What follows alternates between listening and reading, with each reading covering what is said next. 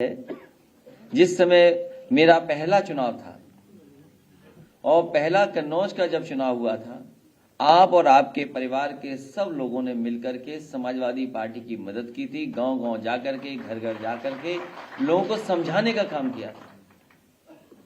और आज हमें खुशी इस बात की कि इतना बड़ा परिवार जब हमारे साथ जुड़ गया है और इनके सहयोगी साथी सब बड़ी संख्या में आए हैं, जो आने वाले चुनाव में जिनका हमें सामना करना था, आज जब ये परिवार जुड़ गया, साथ ही में विनय शंकर तिवारी जी जो विधायक हैं वो भी साथ आ गए हैं, तो अब मुकाबले में समाजवादी पार्टी का अब कोई मुकाबला नहीं कर सकता।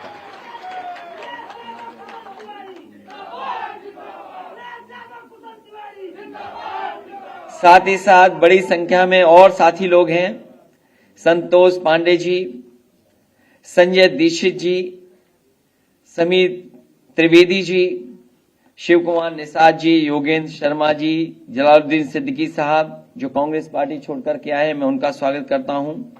विमल दुबे जी,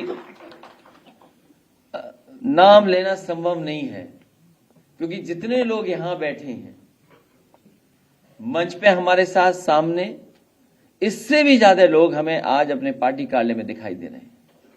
पूरा पार्टी कार्यालय भरा हुआ है, आज कहीं जगह खाली नहीं है। सड़क पे भी लोग हैं जो आ नहीं सकते थे अंदर। हमें तो ये डर लगता है कि बुलडोजर सरकार कहीं इधर न देख ले पार्टी कार्यालय की तरफ।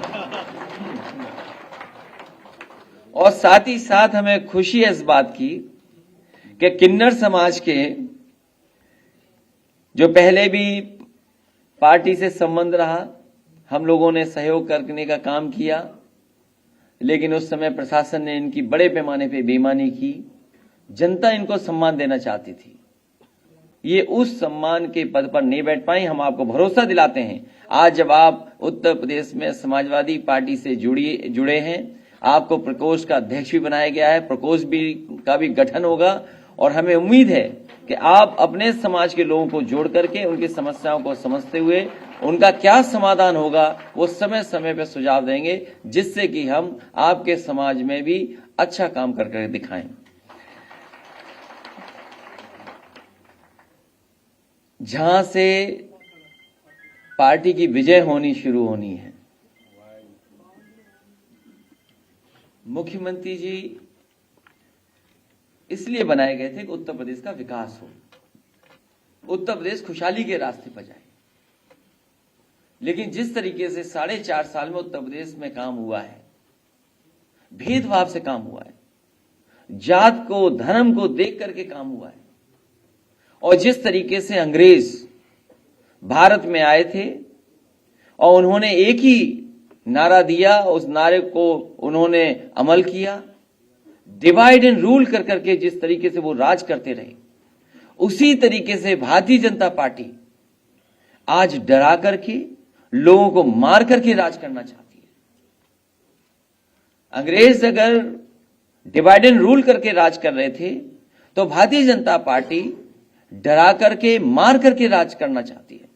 लेकिन जनता समझ गई है, आने वाले समय में यही जनता भारतीय जनता पार्टी को सबक सिखाने का काम करेगी। जो बांटने का काम कर रहे हैं, जो नफरत फैलाने का काम कर रहे हैं, अगर कोई बात हो, अच्छी भी बात हो, उसमें से अगर कमी निकालने का काम कोई कर रहा है तो वो भारतीय जनता पार्टी कर रही है। और हमारे मुख्यमंत्री तो कमाल के मुख्यमंत्री हैं, अभी तक बिजली के कारखाने का नाम नहीं रट पाए हैं। वो सुनने में आया है कि अकेले में अब प्रैक्टिस कर रहे हैं, अकेले बैठ करके प्रैक्टिस करते हैं, लेकिन अभी भी बिजली कारखाने का नाम रट नहीं पाए हैं।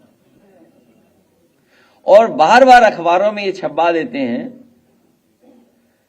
कि बहुत जल्दी आपको टैबलेट मिलने वाली है। जो 4.5 साल से टैबलेट बोल बोल करके अभी तक टैबलेट नहीं दे पाए। स्मार्टफोन देने की बात कर रहे हैं, लैपटॉप देने की बात कर रहे हैं, डाटा फ्री की बात कर रहे हैं, वाईफाई दे देंगे उसकी बात कर रहे हैं। जो सरकार 4.5 साल में अपने संकल्प पत्र पे काम न कर रही हो, उस सरकार पर कौन भरोसा करेगा? जो जनता के बीच में संकल्प रखा था कि जनता का भरोसा जीतने के लिए, जनता का विश्वास जीतने के लिए, लेकिन सरकार आने के बाद उन्होंने अपना घोषणा पत्र, संकल्प पत्र खोल करके नहीं देखा। जब हम लोग बचपन में थे तो केमिकल और टेबल हुआ करती थी, element table, hydrogen, helium, lithium, barium, boron, carbon, nitrogen, oxygen, ये रटते थे हम लोग। इसलिए रटते थे कि परीक्षा में पास हो जाएं। अब जनता को परीक्षा लेनी है सरकार की।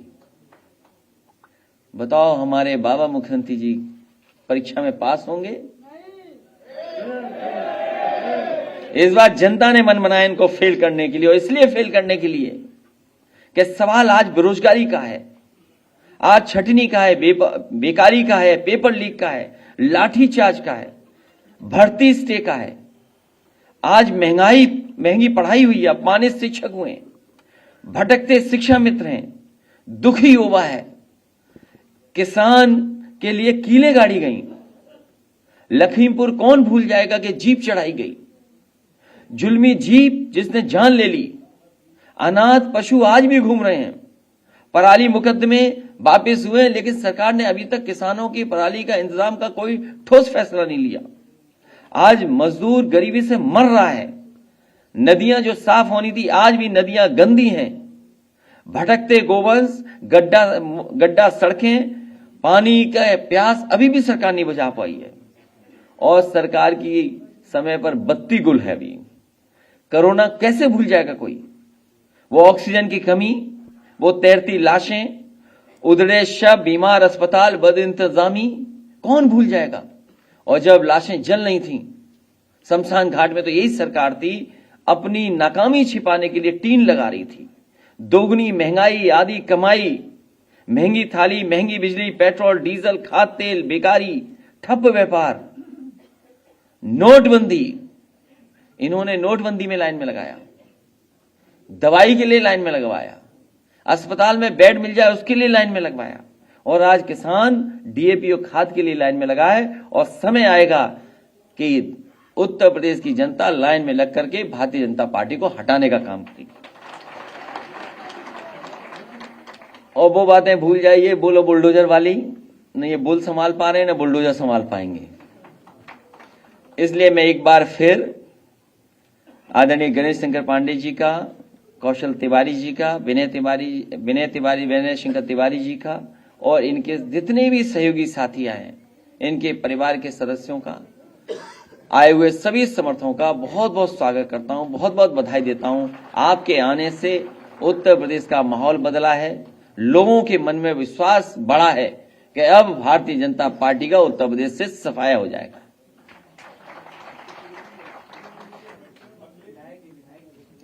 अच्छा, चौबे जी, जय चौबे जी का भी मैं बहुत बहुत बधाई और स्वागत करता हूं। साथ ही साथ जिन साथियों का नाम छूट गया हो, क्योंकि अध्यक्ष जी नाम ले चुके हैं, मैं सबका इस मंच से स्वागत करता हूं, बधाई देता हूं। जो साथी कमरे में नहीं आ पाए, हॉल में नहीं आ पा रहे, जो बाहर देख रहे होंगे कार्यक्रम, उनका भी मैं स्वागत भी करता हूं, उन्हें बधाई देता हूं कि आज समाजवादी पार्टी में आकर के आपने समाजवादी पार्टी की लड़ाई को और मजबूत बनाने का काम किया है। निषाद सेना के अध्यक्ष आनंद निषाद जी का भी बहुत स्वागत। बुंदेलखंड सेना के हमारे नुमानी जी हैं, उनका भी बहुत बहुत धन्यवाद, बधाई श्रीमती रुक्मणी जी के साथ। और जो संजय क्या नाम उनका, निषाद जो आपके साथ आए हैं, तो जितने भी साथी इनके साथ आए हैं निषाद समाज के जो आज पार्टी में शामिल हो रहे हैं, मैं उनका भी बहुत बहुत धन्यवाद देता हूं, बहुत बहुत स्वागत करता हूं। अभी बुला लेंगे उन्हें। नहीं, आज उनसे सवाल मत पूछिए, सवाल हमसे पूछिए। नहीं, इम्पोर्टेंट है, तब भी हम ही इम्पोर्टेंट बताएंगे।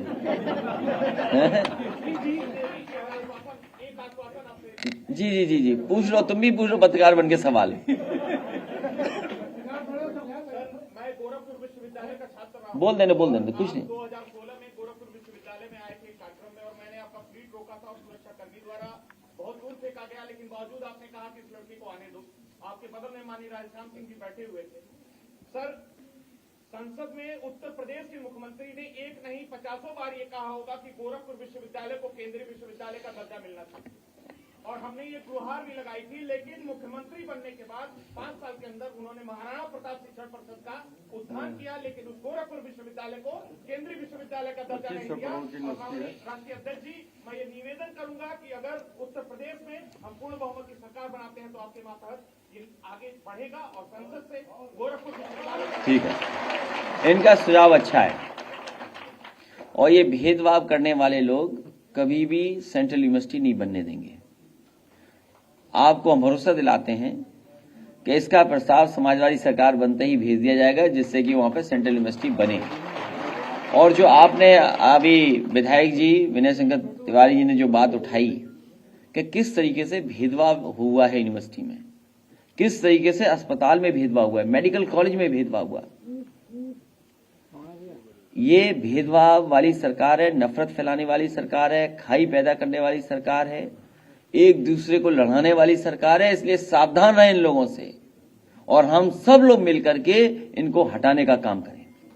और अब तो समाजवादियों के साथ सब अंबेडकरवादी भी बैठ गए आके, तो अंबेडकरवादी और समाजवादी जब मिल जाएंगे तो भारतीय जनता पार्टी का उत्तर प्रदेश से सफाया होना निश्चित है। क्योंकि आज सबके हक छीने जा रहे हैं, सबका सम्मान छीना जा रहा है, सबको डराया जा रहा है।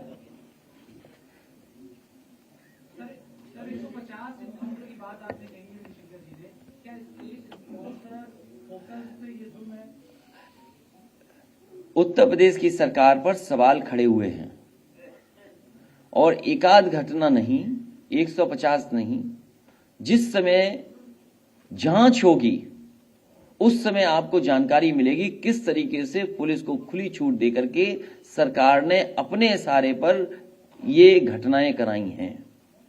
और उसका परिणाम यह है कि नेशनल ह्यूमन राइट कमीशन ने सबसे ज्यादा नोटिस सरकार को दी हैं। न केवल नोटिस दी हैं, बल्कि सरकार को पेमेंट भी करना है कुछ जगह पर, और कस्टोडियल डेथ भी सबसे ज्यादा हुई। कोई कल्पना कर सकता है कि मुख्यमंत्री जी के क्षेत्र में कोई जाए कारोबार और घूमने के लिए, वो व्यापारी अगर होटल में है तो पुलिस जाकर के घुस जाएगी और इतना मारेगी कि जान चली जाएगी? क्या एक घटना नहीं है ऐसी? उत्तर प्रदेश की तमाम ऐसी घटनाएं हैं जहां पर सरकार के ऊपर प्रश्न लगा हुआ है। अभी मैं बांदा गया था, एक ब्राह्मण परिवार का बेटा केवल सब्जी लेने गया, बाद में पता लगा परिवार उसकी जान चली गई, और अभी भी उस परिवार को न्याय नहीं मिला। उसकी मां रो रही, गिड़गिड़ा रही, धरने पे बैठी सीबीआई जांच के लिए, लेकिन सरकार स्वीकार नहीं कर रही। मैंने उस परिवार से खुद कहा कि आप भूल जाइए इस बात को, ये न्याय देंगे आपको, समाजवादी सरकार बनेगी, हम आपको न्याय दिलाने का काम करेंगे। बताओ, छोटा बच्चा किसी परिवार का अगर चला जाए बाजार में सामान लेने, सब्जी लाने, फल लाने, और घर न लौटे, तो सोचो कैसा परिवार पे गुजरेगा, उसके माँ बाप पर कितना संकट है दुख का। इसीलिए मैंने कई बार कहा आपसे कि परिवार वाले ही दुख समझ सकते हैं, परिवार वालों का। जिनके पास परिवार नहीं है वो दुख नहीं समझ सकते। क्या वो गर्भवती मां जो चल करके आई थी, लॉकडाउन के समय पर बेटी पैदा हुई, तब भी वो घर पहुंची पैदल चलते चलते, क्या सरकार नहीं मदद कर सकती थी? इसलिए इस बार उत्तर प्रदेश की जनता ने मन बनाया, इनका सफाया होगा। ये केवल इनकाउंटर नहीं, न जाने कितने आरोप हैं सरकार पर।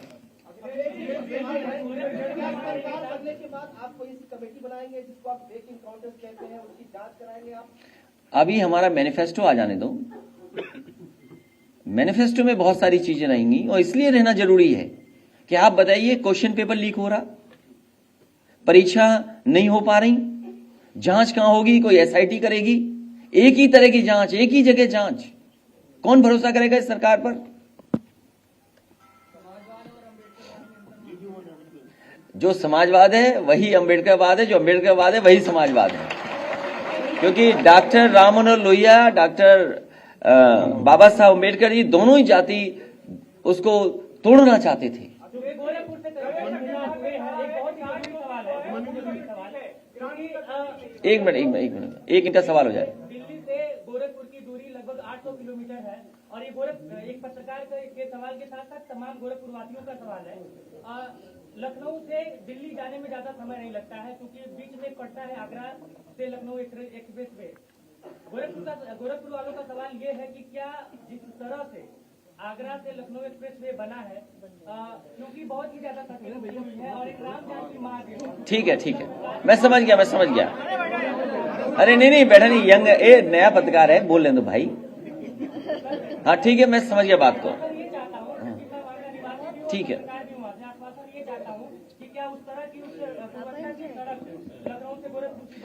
ठीक है, मैं बात समझ गया। मैं दोनों बातों का जवाब देता हूं आपकी। मुझे याद है कि बाबा मुख्यमंत्री जी सरकार बनते ही झांसी चले गए थे।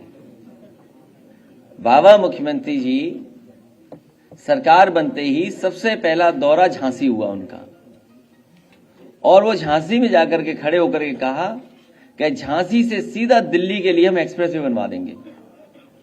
लेकिन हमारे बाबा मुख्यमंत्री जी को ये नहीं पता था कि झांसी के बाद मध्य प्रदेश आ जाता है, मध्य प्रदेश के बाद फिर उत्तर प्रदेश आता है। जो गोरखपुर की बात की है, मैं अपने नौजवान साथियों गोरखपुर और पूर्वांचल के लोगों को भरोसा दिलाता हूं, समाजवादी सरकार थी तो कोशिश थी कि लखनऊ के किसी कोने से, किसी जिले से कोई अगर लखनऊ आना चाहे तो वहां के लोगों को 4.5 घंटे से ज्यादा समय लखनऊ पहुंचने में नहीं लगना चाहिए। इसीलिए लगातार एक्सप्रेसवे और डिस्ट्रिक्ट हेडक्वार्टर्स को 4 लेन से जोड़ा जा रहा था। मैं भरोसा दिलाता हूं कि एक्सप्रेसवे बन रहा है, उस एक्सप्रेसवे की गुणवत्ता आगरा लखनऊ से भी बेहतर होती, लेकिन हमारे बाबा मुख्यमंत्री क्योंकि जानते नहीं है कुछ चीजें, इसलिए उन्होंने एक्सप्रेसवे की गुणवत्ता गिरा दी है, खराब की है। गोरखपुर के लिए सड़क बन जाएगी और एक्सप्रेसवे जिस तरीके से जुड़ रहा है उससे जोड़ने का काम करेंगे। दूसरा, इन्होंने कहा राम जानकी मार्ग।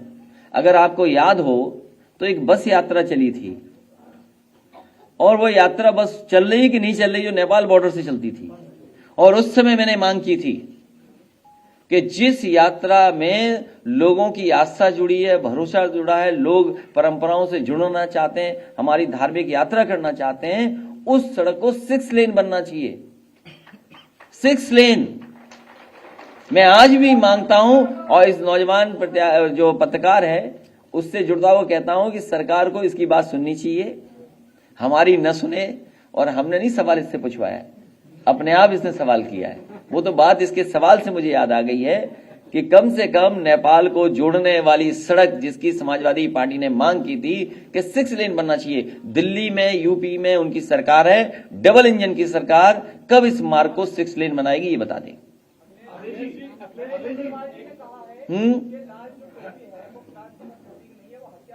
कौन बोल रहा है ये?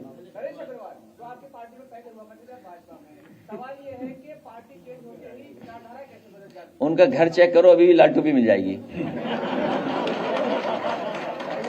और हो सकता है छिपा के रखी हो उन्होंने कि कब पार्टी बदलनी पड़ जाए।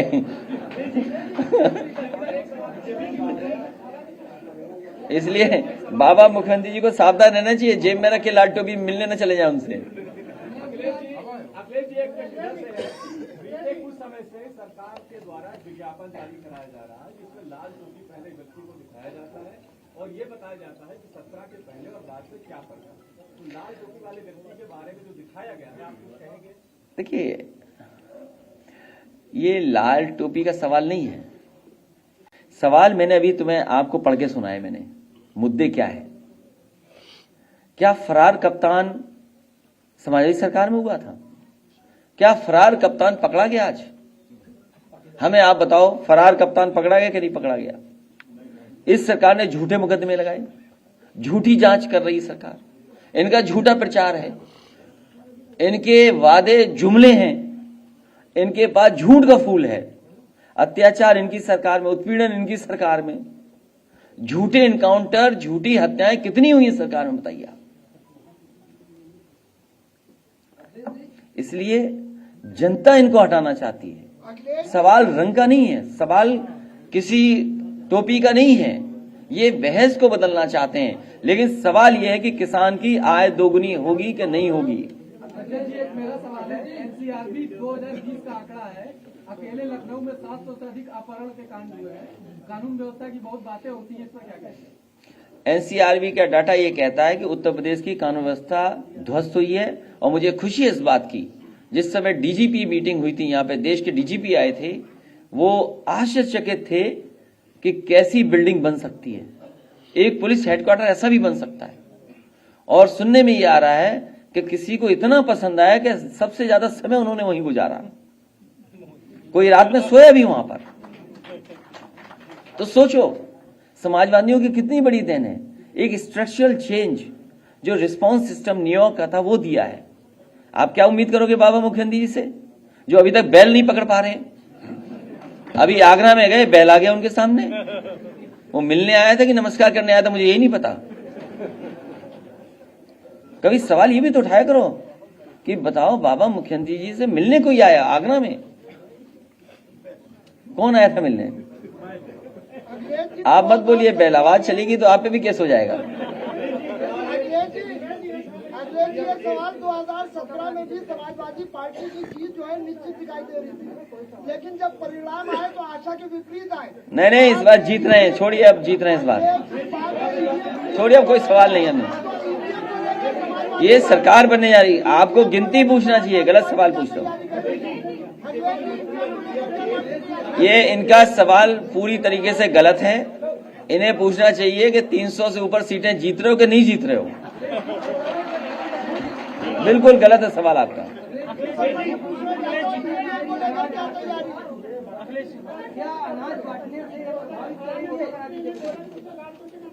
क्या चीज?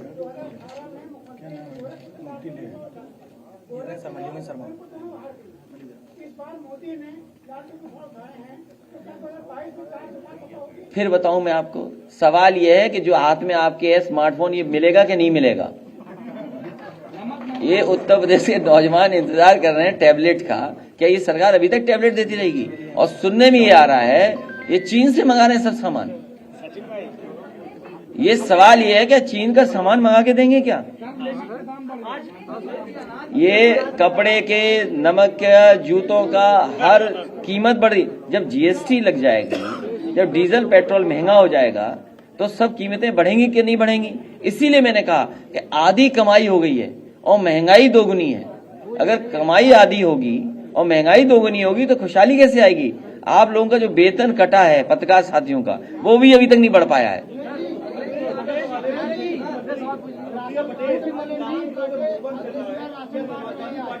राशन बांट रहे मंत्री और मुख्यमंत्री, कार्यक्रम लगाए जा रहे हैं, क्या भरोसा उठा जो ये गरीब जानता है। पहले ये राशन बांटने का कार्यक्रम नवंबर तक था। आपको अच्छी तरह पता है कि ये जो गरीबों को अनाज बांटने का कार्यक्रम नवंबर तक था और अब इन्होंने मार्च तक कर दिया है। आज भी अखबारों में बड़ा बड़ा विज्ञापन है और विज्ञापन में ये कहा गया कि मार्च तक है।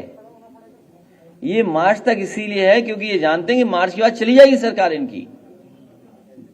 अब मार्च के बाद तो समाजवादियों को देना है, इसलिए गरीबों का खाना, बच्चों के लिए मॉडर्न किचन, कैंटीन, और जिस तरीके से गरीबों के लिए खाना कैंटीन में मिलना शुरू होना था, जो मजदूरों के लिए अच्छा खाना, पौष्टिक खाना देने का इंतजाम किया गया था, दोबारा समाजवादी सरकार बनेगी तो गरीबों को मुफ्त भी खाना देना पड़े, कैंटीन बनानी पड़े, तो बनाने का काम समाजवादी लोग करेंगे।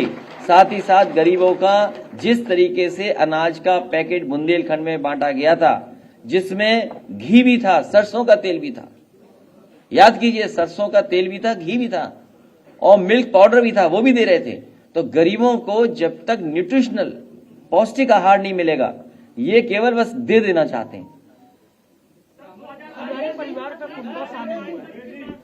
तिवारी परिवार का पूरा कुनबा, अरे पूछ लेने तो भाई, तुम्हारा सवाल बहुत पहले था, इन पूछ लेने दो। तिवारी परिवार का पूरा कुनबा शामिल हुआ है। इसके पूर्व आपने और संतोष पांडे जी ने भी कहा था कि समाजवादी पार्टी परशुराम जी की प्रतिमा लगवाएगी। ये प्रतिमा चुनाव के पहले लगेगी या समाजवादी सरकार बनने के बाद? भगवान परशुराम जी का सम्मान करेंगे और हमारे तमाम मंच पे बैठे नेता और सब लोग सहमत हैं। सरकार से पहले भी होगा उनका पूजा पाठ और जो भी करना होता है, और सरकार के बाद भी होगा। सरकार से पहले और बाद दोनों टाइम होगा। मुख्यमंत्री जी कह रहे हैं कि 2 करोड़ लोगों को रोजगार दिया है और लखनऊ के इको गार्डन में 7-8 विभाग के स्टूडेंट जो है वो बेरोजगार बैठे हुए हैं। आपको झूठ बोलने वाला ढूंढना है कहीं?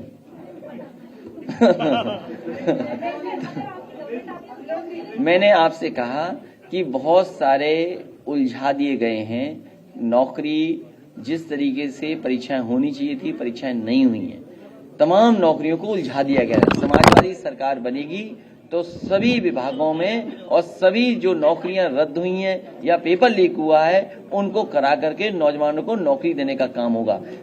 तमाम शिक्षा विभाग में, चाहे वो 69,000 वाले बच्चे हों, चाहे टीटी वाले बच्चे हों, शिक्षा मित्र वाले हों, बीएड वाले हों, टीटी वाले हों, इन तमाम बच्चों की समस्या का समाधान करने का काम समाजवादी सरकार में होगा और वो घोषणा पत्र का इंतजार करिए।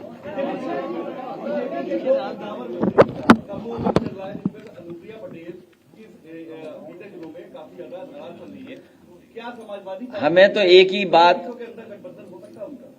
हमारी जानकारी में एक ही चीज की है कि इन्हीं के लोगों ने, बीजेपी के लोगों ने ही बीजेपी के नेता को पैदल पैदल चला दिया, वह इतना हमें पता है। तो जब 4 गाड़ी पे चलने वाले अपने ही मुख्यमंत्री को पैदल कर देंगे तो सोचो क्या होगा। प्रधानमंत्री जी कल काशी विश्वनाथ लोकार्पण करने आ रहे हैं और अगले महीने श्री राम एयरपोर्ट अयोध्या का शिलान्यास, इसका चुनाव में आप कितना प्रभाव देते हैं? उसी से जुड़ा हुआ योगी कैबिनेट से वहाँ कर रहे हैं काशी कॉरिडोर। अच्छा, एक बात तो मानोगे नहीं और मैं तो आपसे चाहूंगा कि बहस करिए। कल सरयू वाली योजना थी, आपको आंकड़े निकालने चाहिए और 12 से लेकर 17 तक कितना काम हुआ और आपको ये बताना चाहिए कि सच कौन बोल रहा है। इसलिए उत्तर प्रदेश की जनता अन्नदाता के परिवार में खुशहाली कैसे आए, किसान हमारा खुशहाल कैसे हो। सवाल ये है कि किसान की आय दोगुनी नहीं हुई। ये किसान की आय दोगुनी का वादा किसने किया था? क्या आप जानते हैं किसने वादा किया था? आप सब जानते हो कि किसने वादा किया था। आज की महंगाई में जब खाद नहीं मिल पा रही है, डीएपी नहीं मिल पा रही है, पैदावार बढ़ेगी नहीं, सब चीजें बाहर से लाई जा रही हैं, तो किसान की आय कैसे दोगुनी होगी? ये जवाब न पूछ ले, इसका ये सवाल जनता न कर दे। इसीलिए काशी विश्वनाथ कॉरिडोर, और काशी विश्वनाथ कॉरिडोर भी अगर किसी ने कैबिनेट में पास किया था तो शुरुआत किसी की थी, तो समाजवादी सरकार की थी। वो भी हम डॉक्यूमेंट दे देंगे आपको, क्योंकि इस बार तो डॉक्यूमेंट के साथ बात करनी है, बिना डॉक्यूमेंट के बात नहीं होगी अब कोई। ये सब कार्यक्रम इसलिए हो रहे हैं आप वाला कि किसानों की पैदावार की और उनकी आय का दोगुना पैसा सरकार को न देना पड़े। जो कानूनी हक नहीं दे सकते एमएसपी के लिए कानूनी हक नहीं है, वो इंतजार होना। इसलिए हम कह रहे हैं आपको जानबूझ करके ध्यान हटाने के लिए ये सब मुद्दे उठाए जा रहे हैं।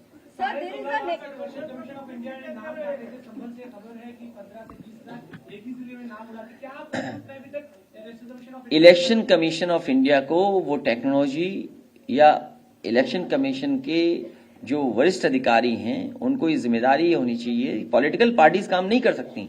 पॉलिटिकल पार्टीज तो जानकारी और सूचना दे सकती हैं। ये जिम्मेदारी इलेक्शन कमीशन की है कि समय पर जिन लोगों के वोट बढ़े हैं, जिन लोगों के वोट कटे हैं, वो जानकारी मिल जाए पॉलिटिकल पार्टीज को। और जो डबल बने हुए वोट, किसी का ट्रिपल वोट है, किसी का 5 जगह वोट है, अब पॉलिटिकल पार्टीज कैसे पता करेंगे? क्या टेक्नोलॉजी है? नाम हो सकते हैं ज्यादा, फादर नाम कैसे होगा, उससे जुड़ा होगा। फोटो कितनी की कैसी मिलाई गई होगी। अगर फोटो के आधार पर, फोटो के पहचान के आधार पर इलेक्शन कमीशन को कोई टेक्नोलॉजी हो, कोई इस तरह की व्यवस्था हो जिससे पता किया जा सके कि कितने लोगों ने डबल ट्रिपल वोट बढ़ाए हैं, उसकी जानकारी पॉलिटिकल पार्टीज को भी देनी चाहिए और जिनके ज्यादा वोट बन गए उनके वोट कटने चाहिए। और जो कटे हुए वोट हैं उनकी जानकारी अगर पॉलिटिकल पार्टीज को मिल जाएगी तो वो जानकारी देंगे जिससे कि उनके वोट भी जुड़ जाए। Sir, there is a tough fight between Samajwadi Party and BJP now. How do you see the BSP and Congress? Because उनको बिल्कुल corner देखिए of अब टफ फाइट नहीं है, अब ये लड़ाई एक तरफा है। एक तरफा उत्तर प्रदेश की जनता ने मन बनाया कि भारतीय जनता पार्टी को हटाना है और उसका परिणाम ही है। देखिए आज ये विनय शंकर तिवारी जी बैठे हैं, हमारे कुशल तिवारी जी बैठे हैं, पूर्व सभापति जी